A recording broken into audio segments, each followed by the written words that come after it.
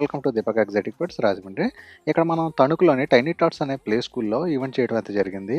ఇక్కడ LKG student ఒకళ్ళది birthday event అయితే మనం చేయడం జరిగింది. అక్కడ ఉన్న చిన్న పిల్లలందరూ కూడా చాలా ఎక్సైటింగ్ ఫీల్ అయ్యారనమాట. ఒక్కసారిగా అన్ని రకాల యానిమల్స్‌ని, పెట్స్‌ని చూడటంతో వాళ్ళందరూ చాలా ఎక్సైటింగ్ ఫీల్ అయ్యారు.